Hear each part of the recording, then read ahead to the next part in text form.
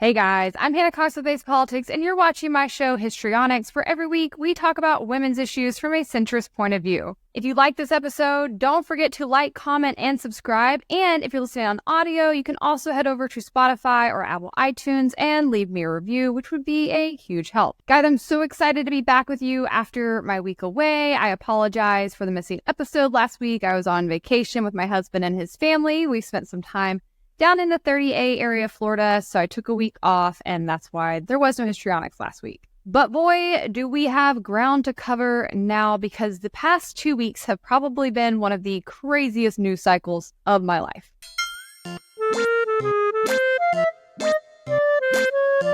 I think probably everybody is feeling pretty exhausted by the current events and just how quickly things are happening, the tone in general.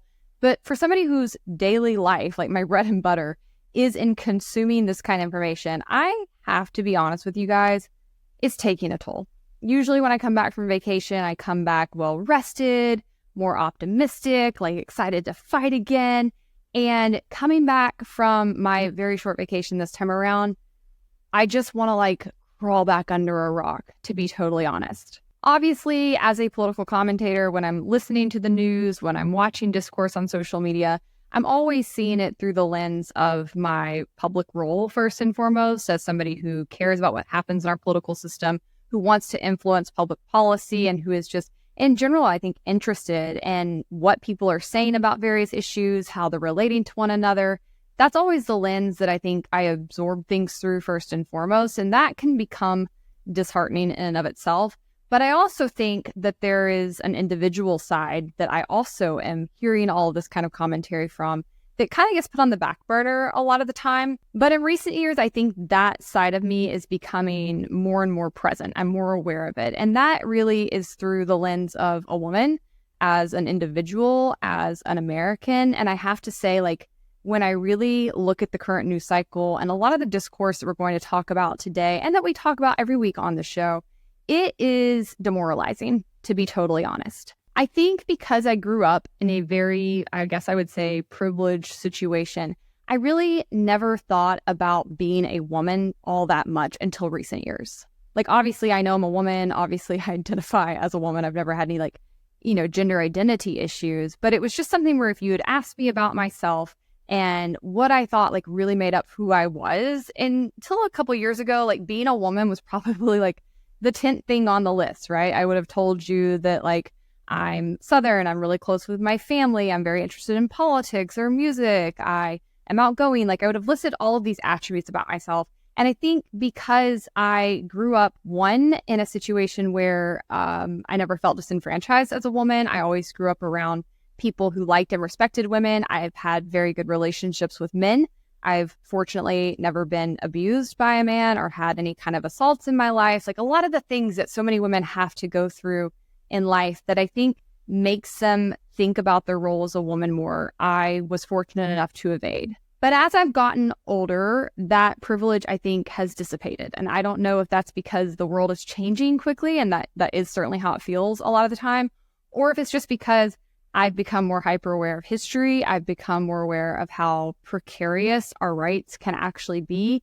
And also, I think I have become more aware of the ways that women are still looked down upon in our society and still often treated as and seen as less than. And I think also all of this has coincided with the fact that just as I've gotten older, I've become more confident, I've become more comfortable in who I am. And I think for a long time, and I don't think I'm alone in this, I think many conservative women feel this way, I really shied away from being a feminist, because oftentimes on the right, it's been made into a dirty word, which is silly because it literally just means standing up for individual liberty for all, which I've always believed in wholeheartedly.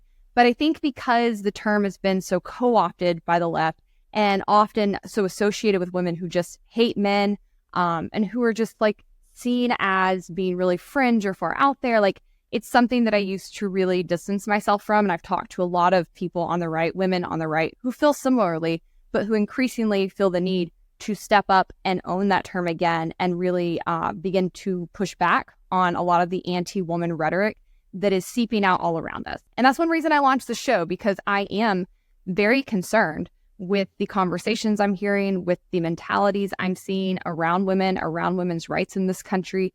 I think the gender war is very, very concerning. I mean, there's just a lot of things that I think we need to pay attention to and address. And so for today's episode, I want to be very honest that like coming back to this news cycle, seeing it as a woman sucked. It really sucked. There's just so much out there that I think is really dehumanizing. It's very cruel. It's very anti-woman. And if you're not a woman, I know I have a lot of males in my audience. I tend to have more males than women in my audience.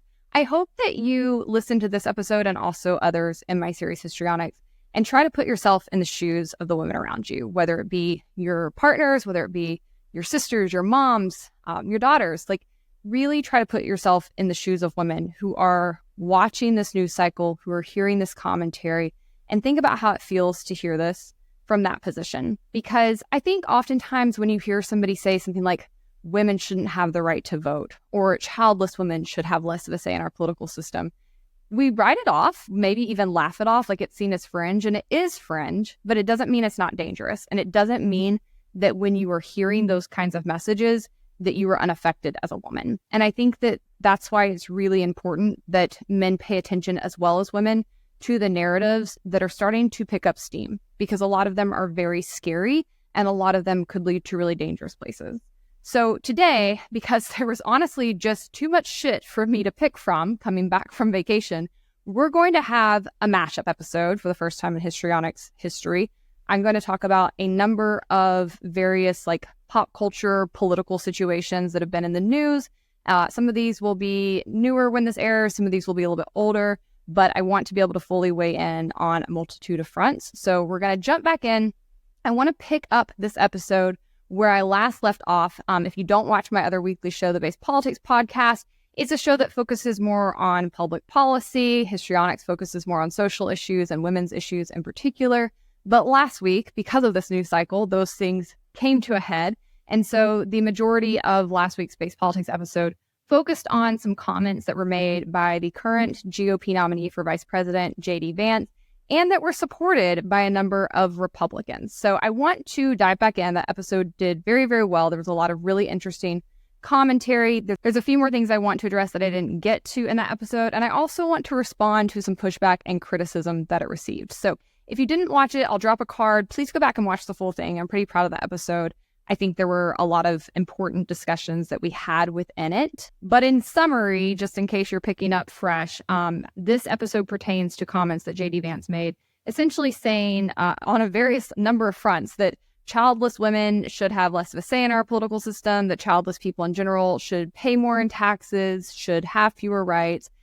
He and others were also very disparaging to even like stepmoms. And as I noted in that episode last week, when you kind of take this together, all of these attacks really ended up being an attack on women in general, okay? Because while men can be childless, it is notably not who he addressed in those comments. He's never going after people like Senator Lindsey Graham or Senator Tim Scott, Republicans who are in leadership who do not have kids. Instead, he continuously has attacked women in particular. And just to restate what some of those comments were, if you haven't watched the episode, he has made a number of comments throughout various interviews and over the course of several years, basically saying that people who do not have children should have fewer rights, should not have as much of a say in the political system, should perhaps pay more in taxes, which, by the way, they already do. He has diminished even step-parents and their roles in children's lives. He has said that our country is run by a bunch of childless catwomen, although he's struggled to really name who those people are. Anyways, like I said, go back for a full summary, but I just want to read you some of the comments that I saw that I really appreciated on this video across different platforms. On YouTube, Tad Ferguson said, "Hannah, you were spot on here.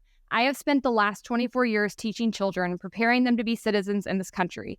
I don't have my own. Does this mean whatever influence I have had on the future is of no importance? What about the time I spent with my 6 nieces and nephews? Does whatever influence I might have there mean nothing?" And let me just say, you are absolutely correct. There are a ton of crap parents out there. In my job as a TOSA, which has required me to deal with a lot of those parents, I've seen the crap firsthand. Parents need to be held accountable. Another person on YouTube said, "We would actually want people to think more before they decide to have kids, not bully them into mindlessly popping little humans out just to regret it after and abuse or neglect their kids.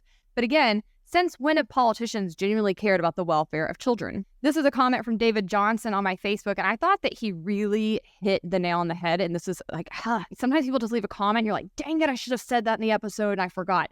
So I'm going to let him say it for me. But he says, a missing piece in the analysis is the reason why they have to take these positions. They start with the nationalist premise that our nation has to have cultural continuity and thus has to exclude foreigners. Because they have to exclude foreigners, declining birth rates are an existential threat to the society they envision, since they have no source of labor. Ergo, they have to employ every means from legal to cultural to moral pressures to increase the birth rate to keep the labor supply stable. To get out of this logical corner, they would have to abandon nationalism and open the borders, which is a non-starter for them. As you say, politics is chess, and this is the playing out of the forced moves down the nationalist line. At the risk of running afoul of Godwin's law, history has given us a pretty good idea what the series of chess moves that plays out when you combine these nationalist and socialist policies, which would be anti-immigration, anti-corporation, protectionist, big government control of essentials, etc. And then lastly, here's another great point that I cannot believe I did not manage to mention in last week's episode, but Alex Katara said when Vance suggests that parents should be in control of their children's votes, it's almost like he forgot that his would have been controlled by an opiate and heroin addicted mother who on more than one occasion left him completely neglected or abused as she fell in and out of men. And I want to stop there briefly and just say this is not to dunk on him. I have the utmost sympathy for any child who grows up with negligent or addicted parents, but I really do think that some of his hatred towards single childless women comes from his mommy issues. But aside from these very good and thought-provoking comments, there were the usual just inane ones. This guy on Instagram says, why are you not posting this speech in context? And to be clear, on Instagram, this was a 1 and 30-second reel cut from the episode because that is the maximum length of time you can play a reel. But I just have to say, I get this kind of comment almost every time I post something as a YouTube short, as a TikTok, as a reel, where people are like, why don't you play the whole thing? I'm not playing the whole thing because it's a short form video, you moron. Go look it up. It's not like I'm disingenuously clipping what he says and editing it to make it sound different than what it is. I am literally pulling his words, providing them to you. You're free to go find the full interview on your own time, but I am not your secretary. Do your own research and work. And here's another common comment I got. This guy, Alma on Gordon, said, I listened to the full context of this, and this is not what he meant. He was calling out those who attack the traditional concept of the family. If you listen to all that he said, and that's your takeaway, you don't have very good hearing comprehension because this dude, like I said, has a very long history. I'm talking years-long history across multiple interviews, across multiple statements, saying this very thing over and over and over. And no, that is not what he meant. He means to attack women. He means to particularly attack women who don't have children. And since that seems to be somehow in question, because again, people aren't using their little fingers to Google and research for themselves and instead want to bury their head in the sand and pretend this isn't what's happening, let's just turn our attention to an article briefly at CNN that is summarizing all of these statements. Their headline says, it's not just cat ladies, JD Vance has a history of disparaging people without kids. Republican vice presidential nominee Senator JD Vance has a history of making disparaging remarks towards people without children, a CNN K-File review of his comments shows, including fundraising off his now infamous childless cat lady remarks in a series of emails that called Democrat leaders childless sociopaths who don't have a direct stake in the country. In November 2020, Vance said on a conservative podcast that childless Americans, especially those in the country's leadership class, were more sociopathic than those with children and made the country less mentally stable. Vance added that the most deranged and most psychotic commentators on Twitter, now known as X, were typically childless. I just want to pause here because this guy's Catholic. Do you think he thinks nuns are sociopaths? I also, as I mentioned in last week's episode, have yet to hear him call out Lindsey Graham for being a sociopath, even though he is. Lindsey Graham is absolutely a sociopath. He's a warmongering freak. But that's not who you're directing your attack at. Instead, you're going after women. The article continues, in August of 2021, 1 month after launching his candidacy for the Senate, Vance's campaign sent fundraising emails referring to the, quote, radical childless leaders in this country, following his appearance on Tucker Carlson Tonight, where he made comments deriding childless cat ladies and leaders running the country. The comments sparked a widespread backlash against Vance when they resurfaced on social media following his nomination to the Republican presidential ticket. Vance later tried to clean up his comments on Megyn Kelly's podcast last week, stating, obviously, it was a sarcastic comment. I've got nothing against cats, said Vance, adding that his remarks were not about criticizing people without children, but rather focused on policy and claimed the Democratic Party has become anti-family and anti-child. But as I said last week, he's the only one I hear being anti-child because he is even critiquing people who are step parents, which is very anti-child. You don't want people to step into those roles for kids when their own parents are not there. Like, I would respect him so much more if he came out and said, I put my foot in my mouth, I said something idiotic, and I said it multiple times throughout history, and I'm sorry, and I'm learning to do better. Instead, we get this crap. A CNN K-file analysis found several examples over the course of a few years of Vance saying similarly disparaging things when talking about people without children, usually while targeting Democratic officials. These are just basic cadences of life that I think are really powerful and really valuable when you have kids in your life, Vance said in November 2020 on a conservative podcast. And the fact that so many people, especially in America's leadership class, just don't have that in their lives. Again, that's not even true. The vast majority of people in leadership positions have children. And by the way, the vast majority of people who've been in leadership positions throughout our history have had kids, and they have ruined this country. They have buried us in debt. They have signed us up for endless wars. They have destroyed our economy. They have targeted our civil liberties. Like, dude, what are you on? What are you on? The notion that somebody having kids means they care more about the future and are going to therefore have more wisdom and do a good job, like, you have zero data to point to at all. In fact, all data would suggest maybe we should try something different. He went on to say, I worry that it makes people more sociopathic and ultimately our whole country a little bit less mentally stable, he said. And of course, you talk about going to Twitter. Final point I'll make is you go on Twitter, and almost always the people who are most deranged and most psychotic are people who don't have kids at home. I would argue that people who go on Twitter and argue that people should be stripped of their individual liberty and basic voting rights is sociopathic. Okay? That's what's sociopathic. That's what's creepy and weird. In September of 2021, Vance tweeted that cat ladies must be stopped in response to a report that a higher percentage of Americans fear having children because of climate change. In another tweet a month later, Vance wrote, our country's low birth rates have made elites sociopaths. In a statement to CNN, Vance spokesperson Taylor Van Kirk said, as he has clearly stated, he was talking about politicians on the left who support policies that are explicitly anti-child and anti-family. The media can obsess over it all they want, but he's not going to back down when it comes to advocating for policies that protect parental rights and encourage people to have more kids. This is stupid. That's not what he meant. That's not what he said. And you would have to literally be like of the lowest IQ to accidentally misspeak that many times that poorly. We heard him loud and clear. He meant what he meant. He can either own it or he can apologize. And since it seems like he's not going to apologize, he's not going to get a pass for this kind of commentary. And the people who are like, you're twisting his words, that's not what he meant. No, you are willingly ignoring the statements he has made over and over and over. And you're also ignoring the many people on the right who've agreed with him. I'm not even convinced that declining birth rates are a huge issue first and foremost. Okay, having a smaller population consuming fewer of our scarce resources is not necessarily a bad thing. And I really do not like when we get into the realm of like population control, whether it be via government or social policy or religion. But even if you are concerned with birth rates going down, there are two obvious solutions. One, fix our freaking immigration system and make it easier for people to move around and work as they need to. The only opposition to doing that, as David Johnson pointed out on Facebook, is because they don't want those people. They want certain people here in the U.S. to produce more kids, okay? And that has some very, very seedy, racist underpinnings. The second thing you can do is actually address the reasons people aren't having kids. It's not like people are out here just like partying all night, like, woo, I'm just having a great time, I don't want to have kids.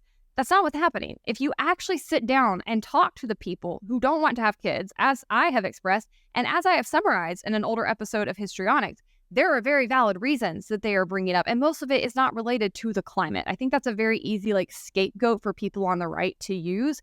In reality, it has a whole lot more to do with the fact that the economy is trash, that they fully expect it to keep getting worse. And you know why they fully expect that? Because Democrats and Republicans won't get their hands out of the economy. And they won't stop spending, and there's no end in sight. So therefore, Americans are not having kids because they can't afford childcare. They can't afford to spend a lot of time with their kids if they do have them. They're going to have to send their kids to government indoctrination camps, public schools, where they're going to be taught God knows what. They fear they won't be able to provide their kids with the same quality of life that they had, and they are very likely right to some degree. The actual list for why people aren't having kids goes on and on and on, and it's pretty hard to actually argue against. The other big reason women are choosing not to have kids is because they cannot find good men to procreate with. That's an uncomfortable truth. That's something they don't want to talk about on the right because they're into this like white man identity politics thing right now. And I understand that like plays really well for disaffected men who aren't doing very well in life, but it actually doesn't get you anywhere. Because what those men need to be told is buck up, pull yourself up by your bootstraps, get your act together, get your life together, actually step into masculinity, learn to work hard, pull yourself together, be a good man, contribute to the equation when you're in a partnership, find good women, treat them well, settle down with them. Like, these are the things women are looking for men to do. A lot more women would want to have kids and would willingly do it if they could find a solid, stable partner to procreate with. But they're struggling to do that in society, and they have been struggling to do that for some time. And at this point, women have had enough. You're not going to bully them into taking these scraps, into going back into these very unequal, sometimes even abusive relationships that women had to suffer for decades because we didn't have equality. Women couldn't pay their own bills. They didn't have access to birth control. Now they do. And you're not going to turn back time and convince women that they should settle for this BS when they can just as well go ahead and support themselves and live their lives with their friends and find other ways to be happy. So if you are truly concerned about the birth rate, JD Vance, go talk to the men. Go talk to the men for once. The reasons why I take these attacks and the things that he has said so gravely, though, is because I am very hyper aware of the fact that we have not had equality under the law for all that long. As I testified before the U.S. Senate a number of years ago, women really only got full equal rights around the year I was born in this country. I'm 36 years old. So under 40 years ago, women could not open their own business banking accounts on their own. They had to have a male co-signer. And I think in America, we have become so conditioned, so spoiled, so privileged with our freedoms, with our liberties, that we absolutely take them for granted. And we forget how quickly things can move in reverse. We're not that far in at all. The fact that these kinds of threats, these kinds of like ideas are being thrown around and not being laughed out of society, not being called out as the fringe wackadoodle ideas that they are, is scary, and it should concern you.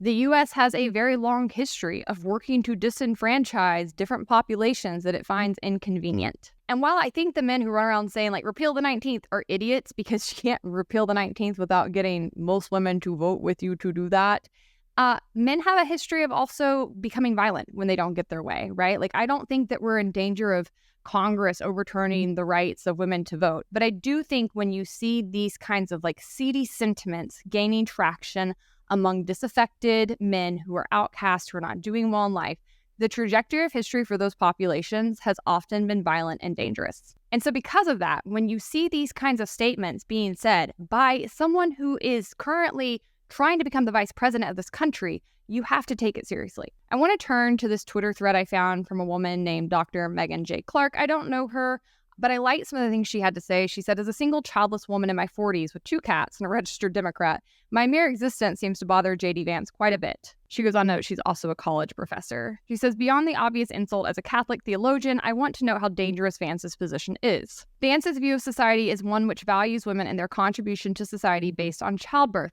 Despite seeming to exempt out those who try but cannot have children, Vance is a 21st century version of a patriarchy in which women without children are useless or dangerous. And she goes on, I'm going to put this full Twitter thread in my notes because I found it interesting. She gets into like the history of Catholicism and their theology. I'm not Catholic, but I think that if you want to kind of go down a deep dive, this is interesting because, like I said, JD Vance has apparently converted to Catholicism, and also a lot of the like trad lifestyle push is coming from a sect of Catholicism. So I think that the history is worth digging into if you're interested in kind of what like informs it. But moving to the end of her comment thread, she says the substance of Vance's comments are as inaccurate as they are offensive. His call to penalize ways of being that he disapproves of, such as independent, educated women who do not have children, must be condemned in its entirety and be on guard for how religion is used to mask it. And this is why I think her point is really poignant and important. She says it's not surprising that teachers, a feminized profession in their entirety, are also a frequent scapegoat invoked by Vance and co. as well.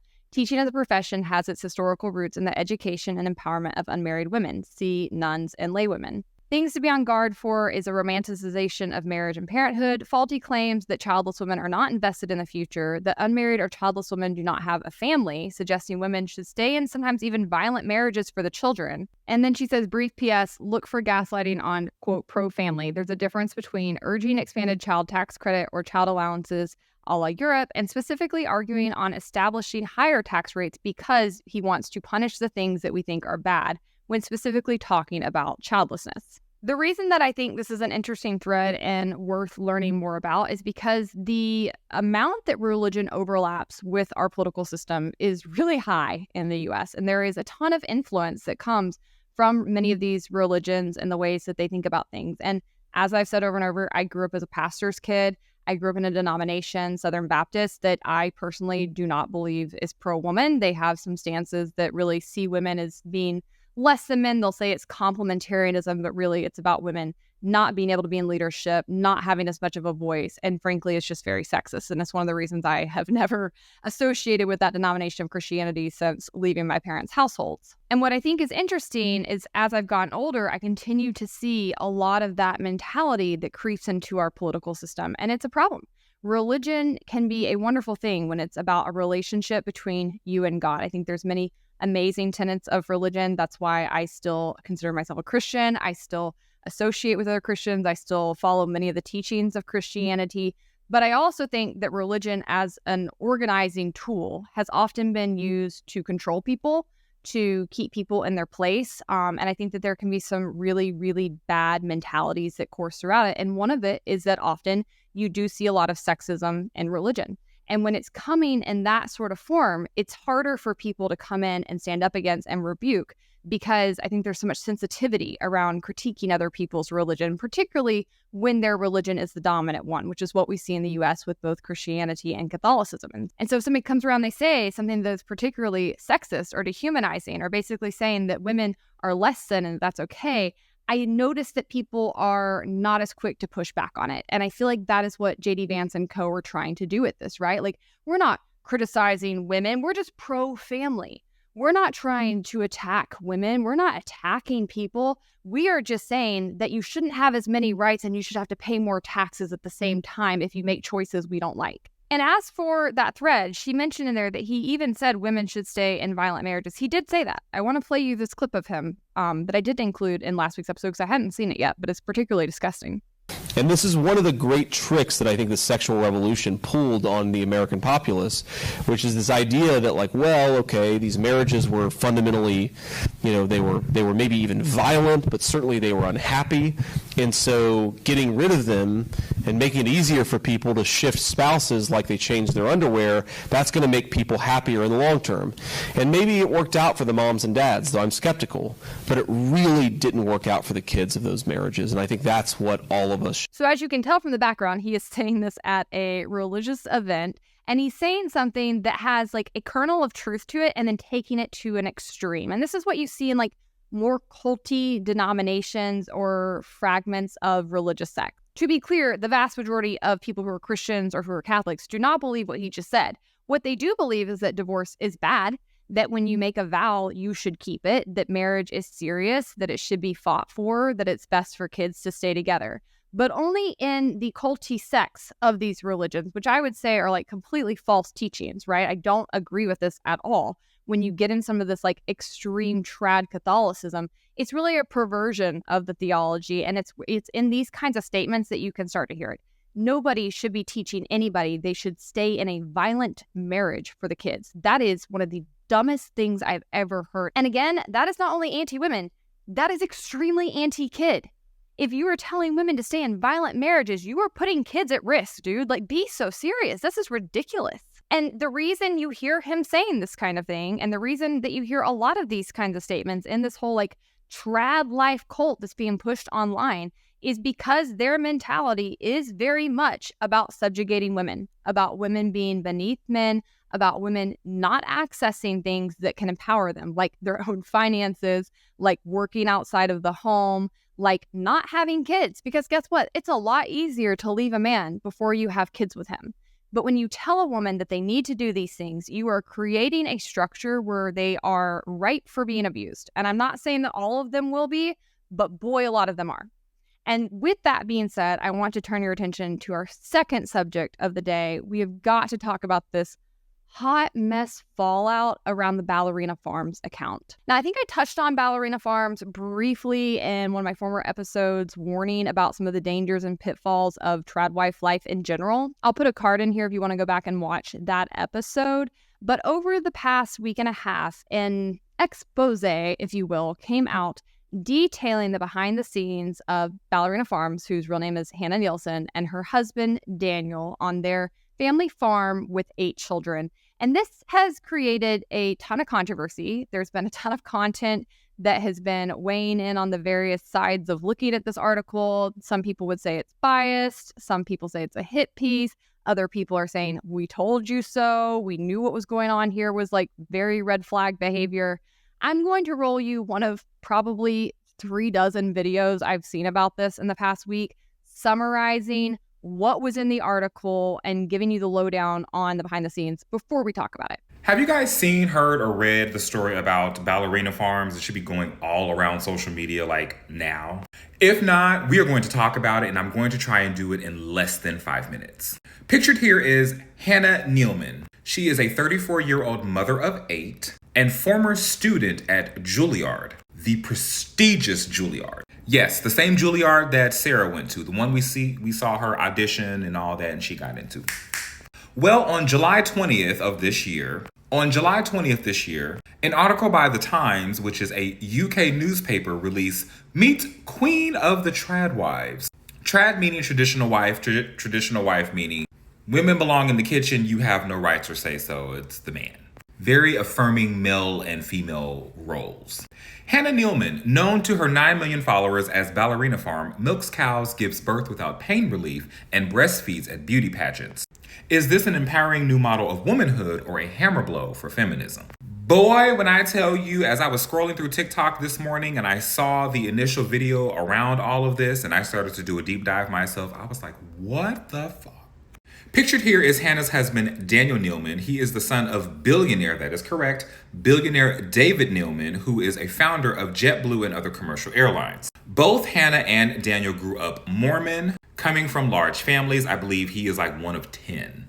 At 17 years old, Hannah left Utah, where she's originally from, to go and study at Juilliard. In a 2018 Instagram post, as well as within the article, Hannah details how this all came to be. They first met at a basketball game. Daniel asked Hannah out on a date. She was like, nah, I got school to focus on. I'm also trying to get ready for the Miss New York pageant. I'm good. 6 months later, they reconnected, and how they reconnected is quite interesting. Hannah was on a flight, I think she was either going back to Utah or to New York, I can't remember. And again, she was on JetBlue Airlines, which is the same company his dad owns. He makes a call, gets the seat right next to her. 3 weeks after they start dating, they become engaged. A month after that, they get married. 3 months after the wedding, she's still at Juilliard. She falls pregnant. She becomes the first undergraduate Juilliard student in modern history to be pregnant. Because obviously, if you're a ballerina, you can't be pregnant and trying to dance. But wait, does not tell her he wants to become a pig farmer until after she says yes to the engagement. Entrapment at its finest. I'm just going to call it what it is.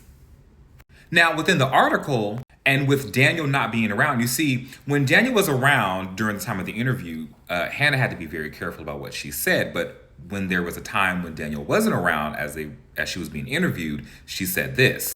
Back then, I thought we should date for a year before marriage. She continues, so I could finish school and whatever. And Daniel was like, it's not going to work. We've got to get married now. Girl, I feel like that man knew you were going to be great, and The couple have 8 children, and she's had, and from my understanding, she's had 7 of them naturally, and one of them she had an epidural because she was overdue. The baby was also 10 pounds. She did not disclose this while Daniel was in the room during the interview. Daniel had left, and she whispered this to the interviewer. She also mentioned that having an epidural was kind of great. I couldn't imagine it not being great. I've heard the stories about childbirth. Again, another moment when Daniel's not in the room, the interviewer asked Hannah if she thought this is how her life was going to be. She said no. Her goal was New York City. She loved everything about New York. She wanted to be a ballerina, and I quote, "I was a good ballerina." Daniel, on the other hand, when asked the same question, says, yes, he expected his wife to be more at home with the kids. Oh, that's correct. You heard that correct. If you take a look at her Instagram, there is little to nothing that symbolizes or references her life before she becomes Ballerina Farm. You can scroll back, like back to 2018 or so, and there are a few videos of her doing ballet. And I think this might have been maybe 2020 or something like that, not really recent. No real recent videos or photos of her attempting to do any type of ballet. And the crazy part is, in Old Barn, Hannah wanted to convert into a ballet studio. Danielle said, nope, that's going to be the kids' schoolroom. So she has nothing for herself. I also want to note that none of her family are pictured anywhere on her Instagram.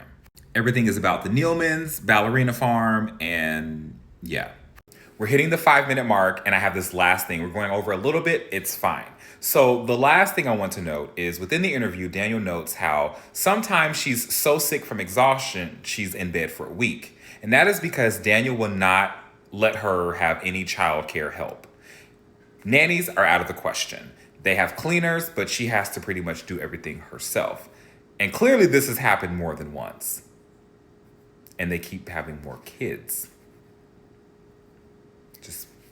Yeah.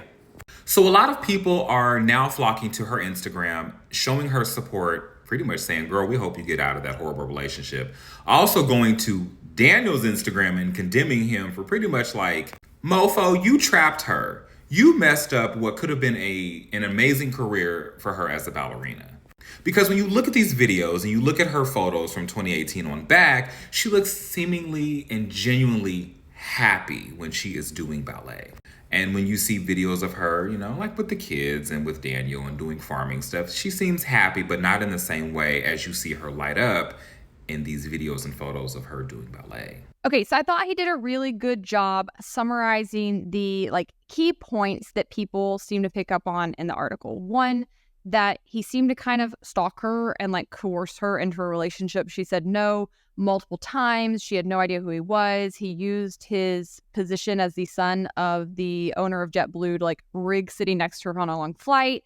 That became their first date. Then he started pressuring her to get married very quickly. Then they very quickly had kids. And next thing you know, she's living on a farm in the middle of nowhere with 8 children and milking cows. The second thing that people seem to really dislike is the fact that this man is a billionaire with a B, and yet he seemingly is not open to them having additional help or childcare, which is kind of wild with 8 kids that you also homeschool. People were also pretty mad that he seemingly will not give her a ballet studio on their property, despite the fact that they're in the middle of nowhere with countless acres. And again, tons of resources, which I do think is a very good reminder, as I said recently in an episode where I talked about why you should not marry for money, that just because somebody has money does not mean they're generous, right? Does not mean that they're giving, does not mean that you are going to necessarily benefit from that wealth. People also noted in the piece that it seems Daniel talks over her a lot, that she doesn't really have much of a voice of her own. You could tell in reading the piece that the author really hated Daniel and really hated their lifestyle. And so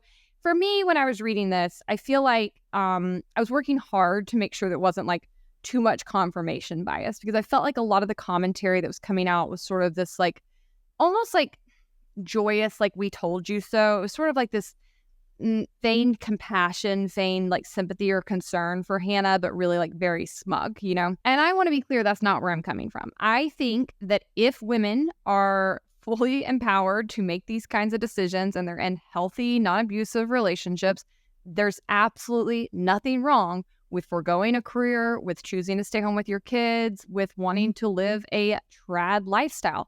I grew up in a trad lifestyle. I was one of these families. I am one of 4. We were homeschooled. We lived in rural Alabama and then Kentucky. These were the people I was surrounded with. My parents never really bought into this whole quiverful movement or idea. Thank God. They had 4 kids because they wanted to have 4 kids, and then they stopped with contraception. But we grew up around other families that were in this situation. 2 of my mom's very best friends were married to men who believed that, who believed you could not use contraception, you needed to have as many kids as you can. And I personally watched that play out. I saw both of those men be very abusive. I saw one of them be a complete deadbeat and refuse to work, basically. Fortunately, at the end of the day, both of those women eventually were able to escape those marriages and get out, but it was very difficult. They went through a lot of harm and trauma before that happened. And so having witnessed that up close as a kid, I think I've always been very, very aware of like how dark the behind the scenes of these kinds of structures can go. So I do have a genuine concern for women when they're entering into these mindsets, these relationships, these structures. And so you have to be very careful when you're talking about this, not to like lump everybody together, because just because somebody is seeking out this lifestyle, just because somebody opts into it, does not mean the person is abusive. It does mean that it is easier for them to be abused. So I guess the question is Hannah being abused? And I don't know. I think the verdict's out on that, because what we have is a social media platform that is highly curated, that is very filtered, where she and her husband are showing you what they want to show you. One video started circulating after the article hit, though, that did get my attention. It's become infamous now. I'm going to roll it for you in case there's some way you didn't see it. This is the infamous egg apron video. Okay, it's my birthday present from Daniel. Hoping their tickets to Greece. Where's it from? I don't know, the boys took it off. We took it off. It's from Ukraine. So, plane tickets?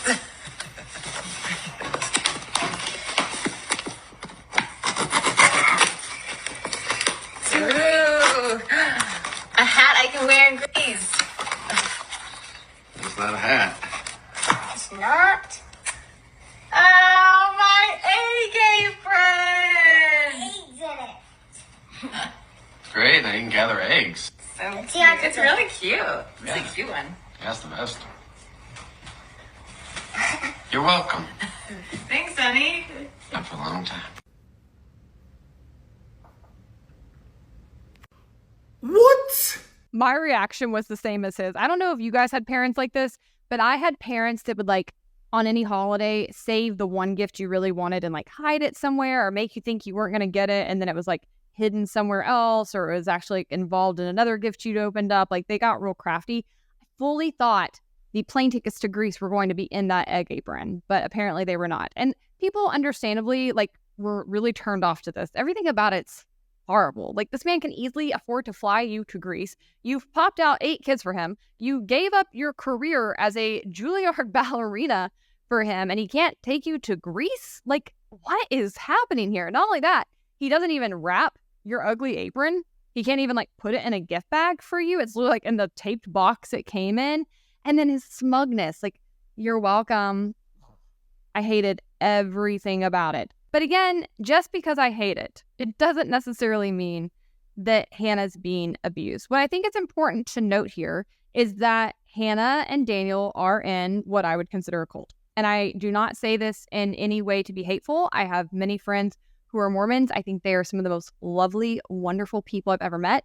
I used to lobby a good bit in Salt Lake City. I have never been around a population that is more respectable in my life. They are just amazing people. I have so much respect for them. But when you get into some of the fringes of Mormonism, you get into a cult. And it is something that I think can very quickly erode people's agency. And so when I was first consuming this content, I often like bounce things off my husband. I love to get his opinion because I'm always kind of, trying to make sure that I'm being fair, that I'm seeing things through other people's point of view. And so I'm telling him about this. I'm like, can you believe he gave her an egg apron? Like, can you believe that this is how she's living? Like, and I'm just kind of showing him all the videos and commentary. And he just kept saying, but she chose this. She picked it. She chose it. And he's right? And I think that's something people have to remember is like, she chose this. He didn't kidnap her. He's not holding her hostage as best we can tell. She opted into this, and it does seem very sad from the outside. And I'm glad that some of this is coming to light and that many of the women who are being sold this like false bill of goods about the trad life online are seeing it for what it really is behind the scenes, which seems really bleak, really hard, and not like something that you'd want to pick. But that being said, she is staying. She is opted into this. She is a full person. The only like pushback I had on my husband for that commentary is that when you grow up indoctrinated in these mentalities, your agency does deplete. And I'm not saying that in like a legal way, but I am saying that it's very hard to escape abuse. And I do think that cults are a form of abuse. So I want to roll you a video I found from another woman who grew up in this particular sect and her thoughts on the situation. Ballerina Farm is a trad wife, and Nara Smith is cosplaying as a trad wife. This is a hill that I will die on. Disclaimer is that I do not follow either of these women because I myself was raised Mormon, and following in the trad wife culture is so triggering to me. But I did go to BYU, and I know these people like this are my cousins, people like this are my friends, this is my community, specifically a community that I actively had to do a lot of work on to get out of. Unless you're intimately familiar with Mormonism, you might not realize, but Nara Smith has like completely, like she is so detached from Mormonism. So if she chooses to be a stay-at-home wife with her children, then sure, maybe she has done some work on uncoupling. But the reason that I specifically differentiate the two is because Nara Smith is making money based off of her content. She has created a brand for herself, and whether you think that like the best thing that an influencer can do is make their life look like it is not curated and build this world that you just get so sucked into and you believe in this fantasy. We know that this is a fantasy though, and we know that this is intentional because she sells ad revenue. So she is a person who knows and understands influencer marketing and said, how can I build a life around this? Also, if you know enough about Mormonism, you can look through, they are not like the way that they dress, the way that they talk, her husband, like the history in here, they are not. She has taken herself out of that culture. Ballerina Farm is still in it. And you might say, this is a life that she's choosing. That is not true. Consent happens when you have a full understanding of the choices that are being made available to you. Let's talk about how Mormonism is a cult. Steve Hassan developed the BITE model, and it's basically mind control. So any organization that falls into all four of these categories is considered a mind control religion, and Mormonism falls into all of them. So behavior control, they control what you wear, how you dress, how you eat. Thought control is that they tell you that any thought that runs through your mind, even if you don't act on it, can make you a bad and immoral person, even if it's a very normal thought to have.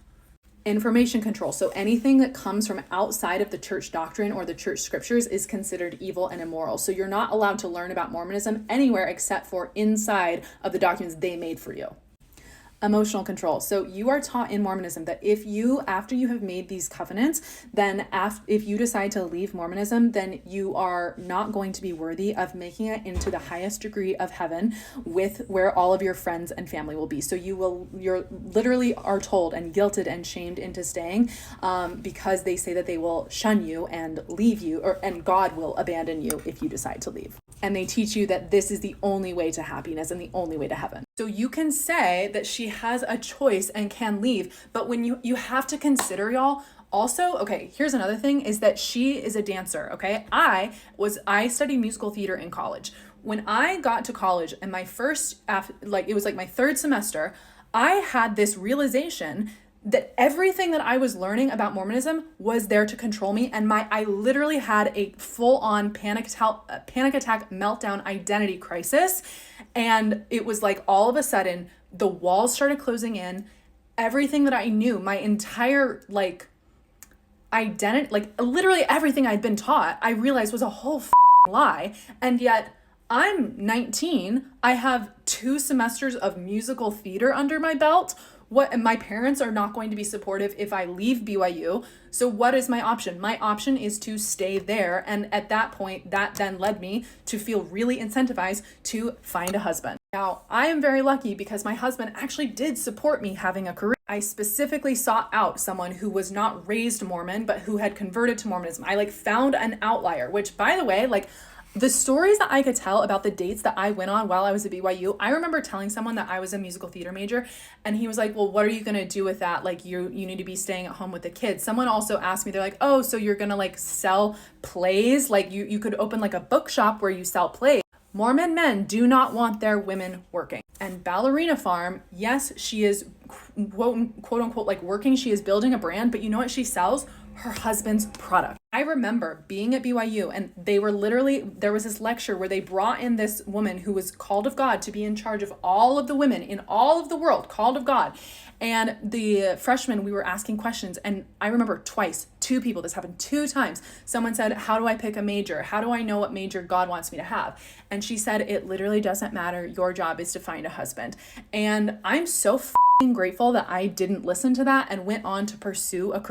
But if I had listened to that and I had become a trad wife and prioritized my husband and immediately gotten pregnant, like I didn't get pregnant until I was 29. And by then I at least had some skills under my belt so that I could now that I am divorced, I can support myself and my baby. Saying the Ballerina Farm has a choice it's just bullshit. The choice that she has is lose her entire eternal salvation and go to hell, or stay with this man who is clearly a narcissistic abuser. If Nara Smith wanted to leave at any time, she absolutely could. And truthfully, obviously Ballerina Farm could as well, but the work of deconstructing all of that shit, all of that brainwashing in your brain, honestly, is not something I really wish on people. When your entire identity and community are all of a sudden upended and taken away from you, meanwhile, you're trying to figure out just how to survive and pay your bills and take care of your child/children, it's not fucking easy. Well, this whole segment is just tough. It's tough to discuss because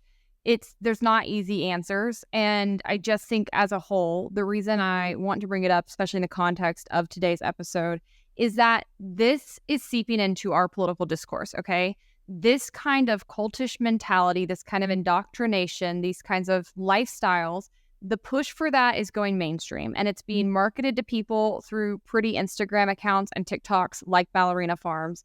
It's being pushed on them via their political system by politicians saying you should have less rights, and if you don't end up in these kinds of family structures, you're worth less and your value goes down and you're a sociopath. Like, I find it so demoralizing, and like I said at the top of the episode, just like a difficult news cycle to listen to and to hear these things being said about and to women. But even though it's hard for me, I think what concerns me more is I think about, like, how would this have landed on me were I 18 right now? Or how would this have landed on me had I not had the amazing family and parents that I have? Because despite our differences, my parents love women. My dad respects women. They have a very equal partnership. I grew up in a very healthy home in that way. And I think many people who grew up in these religions and in these structures do not have access to that. And when you have grown up indoctrinated in that, and furthermore, not only indoctrinated, but when your entire family system is pushing you into these choices, into these lifestyles, and the alternative is for you to be disassociated from them, for you to be outcast, for you to be seen as doing something morally wrong, that's a lot to stand up to. And so I just have so much concern for younger women out in society right now. These messages are damaging and they're dangerous. All right, I want to move on to the next round of absolute bullshit I saw this week. The Olympics launched, and I could talk all episode about my reaction to the reactions towards the Olympics. It's been a crazy couple days. I saw this video start to circulate yesterday. I'm filming this episode on Tuesday. It'll come out on Sunday. So this has been going on for a while by the time you hear this. But this was a video of a rugby player that was formerly unknown to me. Her name is Ilona Maher. And at first glance, this video was pretty innocuous. I'll play it for you real quick. So for those of you on audio, the caption says, Olympics athlete Ilona Maher is being compared to 80s Brooke Shields, and it's a video of a girl who very much does look kind of like a young Brooke Shields. Like, her hair is similar, her face style and structure is similar, and she seems super fun. She's just like casually dancing down the sidewalk, having a good time. She's dressed very modestly. Like, there is literally nothing you could think of for anybody to critique about this video. And yet, it has 4.5 million views, you guys, on Twitter alone. And if you scroll down and you read some of the commentary, it's vile. Someone goes, nothing Brooke Shields about that guy. Another person says, Brooke Shields doesn't look like a dude. Another one says, isn't that a dude? Somebody else said, that's a dude. Another person said, well, except that Brooke Shields was good looking. Another person, that's a dude, right? Another person, don't take this the wrong way, but is that a guy? And by a guy, yes, I mean born male and still male, because you can't change your sex. So that's what we're working with here, guys. For the past couple of days, right-wing red pill Twitter has had a totally normal one. And by normal one, I mean acting like absolute freaks online, because that is their normal day to day. Daniel Franz put some photos up of Ilona Maher, and she said, love to see the freak right spend an entire day debating whether or not a gorgeous Olympic level athlete is, quote, too masculine. It's absolute loser behavior. And she's absolutely right. This is like bottom dweller loser behavior. Number one, what do you think an Olympic athlete is built like? Like, I know this just comes from a severe inferiority complex because all of these guys critiquing her are probably built like my pinky, but like, good God, this is your own athlete representing your country right now on the world stage. And this is what you're going to do. You're going to try to break her down mentally, drag her, troll her, insult her. Why? Like, how does that make you feel good about yourself? These people are just, I wish we could ship them all to an island and just forever segment them from the rest of society, because something is deeply, deeply wrong with them. Now, Ilona Maher seems to be a real class act. I am personally now a fan. I want to roll you 2 videos she has made responding to these kinds of comments. This is a super great question, and I'm super happy to answer it. Every day I get called masculine, I get called manly. I get people in my comments asking if I'm a dude just to hurt me. And it wouldn't be honest if I said, it doesn't affect me at all, I'm fine. It does affect me in a way when I read those, because I feel beautiful, I feel feminine in my own way. And then I read these comments of people just really purely to be mean. I'm someone who puts a lot of stock in what other people say, and I care a lot what other people think about me. It's something I'm trying to get better with, but it's how I am for now. What really annoys me about it is that they're also saying this to other young girls, and they're saying it to other girls who have broad shoulders, muscles, and strong jawlines, and making them feel a certain way and making them question their own beauty and how they perceive themselves.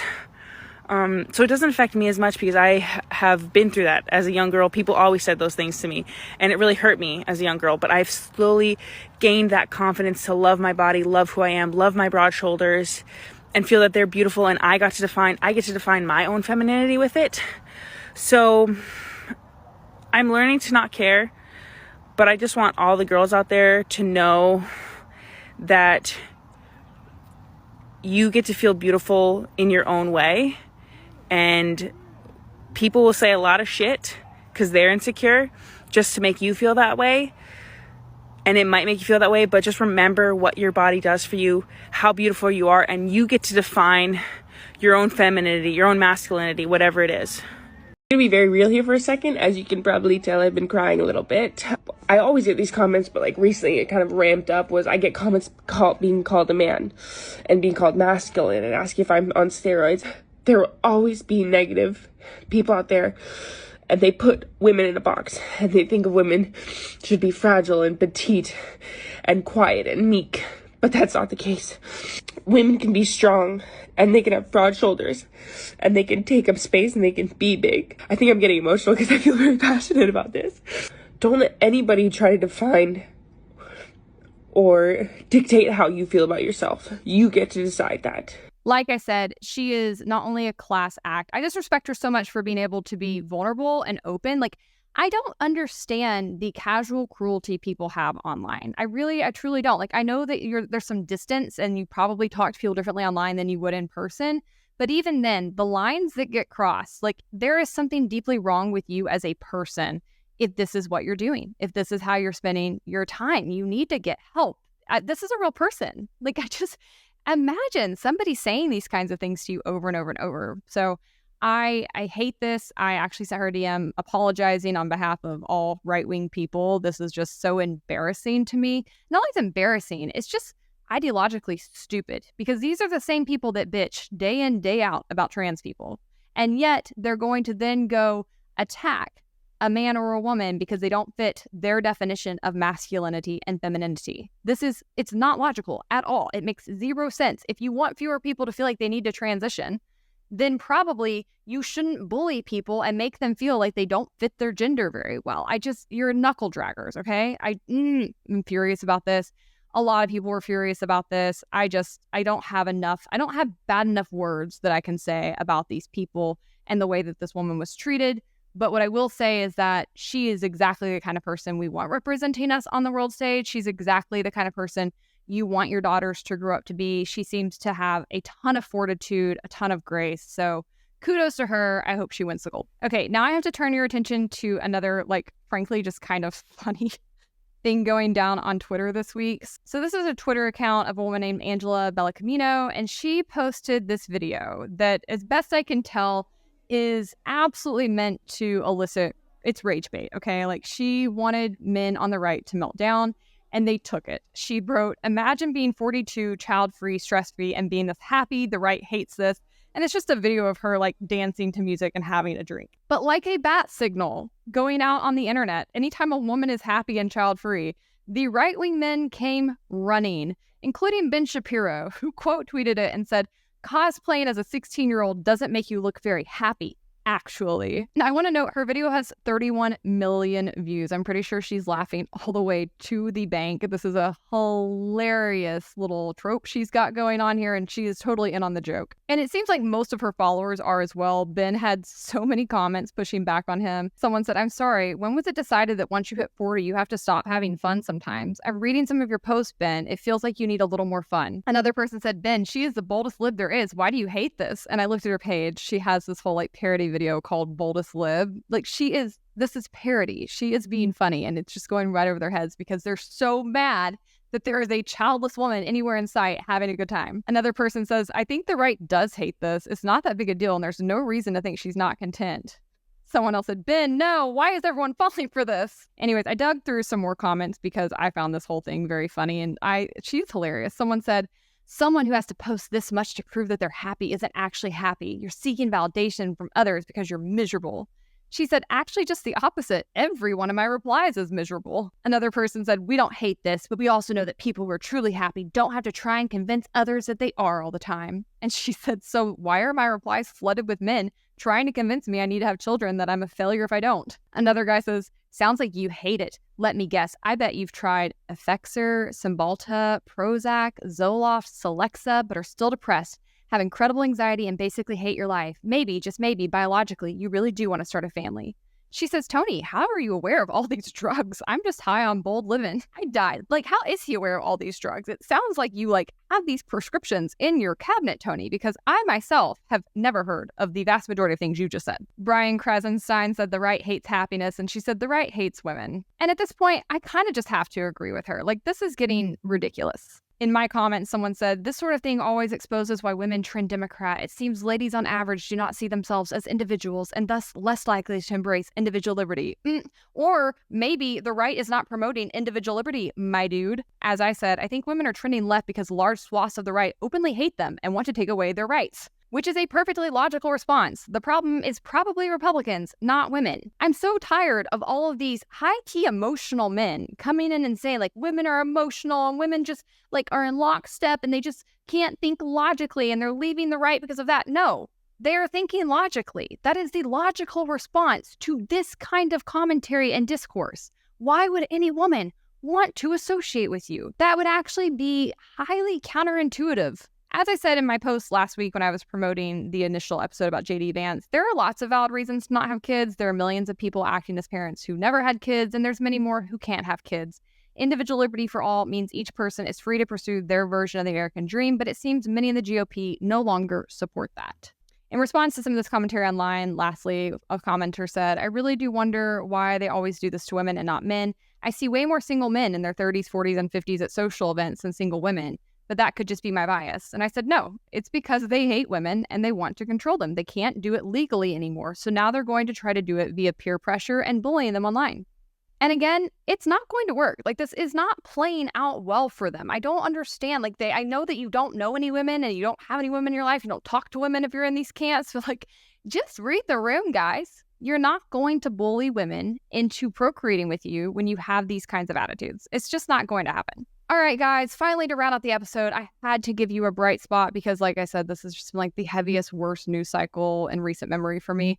But I had a wonderful little tweet I stumbled upon yesterday, and I want to bring it to you because I just thought this was amazing. I was unfamiliar with this woman or her work. Her name is Carrie Sloan, and her bio on Twitter says she's the founder of We the Female. She's a firearms instructor and a domestic violence survivor.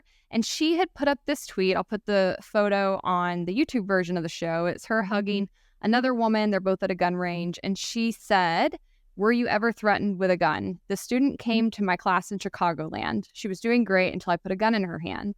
When I handed it to her, she began to shake and her breathing became shallow. I took the gun back, cleared it, and set it down. When I put my arms around her, she started crying.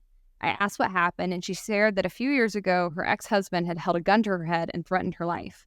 Recently, she decided she never wanted to be a victim again, decided it was time to learn how to use a firearm herself, and registered for my class. Heck yes." She went on to say the trauma attached to her experience almost stopped her, but I wasn't going to let that happen. We talked for a few minutes about what had happened. I told her I was there to support her through the entire process and that I wouldn't let her fail. Not only did she pass her Illinois State CCL qualification, when we returned to the classroom after range time, she was willing to share her entire horrific abuse story for the first time publicly with the rest of the class. There were lots of tears, hugs, and a prayer circle to support her in her healing process. As she was leaving the class at the end of the day, she smiled, gave me a big hug, and told me she was ready to continue her training so she could take back her power and learn to comfortably carry every day. It's one thing to teach people state laws and how to pull trigger. Helping women find the courage and strength inside themselves to overcome trauma and fear so they can protect themselves is completely different. This is how we arm the women with education, confidence, and self-defense. Guys, this is amazing. I quote tweeted it and I said, "This is women's rights in action." What a hero. I'm going to drop her website in the show notes if you want to check them out, donate, support her. What a great cause. I cannot think of a better way to empower women than to give them the power of self-defense. So kudos to Carrie. Absolutely love this. All right, guys, that's a wrap. Hopefully next week looks a lot better on this front. I hope we have fewer things to discuss. Leave me a comment. Let me know your thoughts. Don't forget to like, comment, and subscribe. And until next week, stay based. If you like this video, don't forget to check out others in my series Histrionics here. And you can watch my other weekly show, the Base Politics Podcast, here.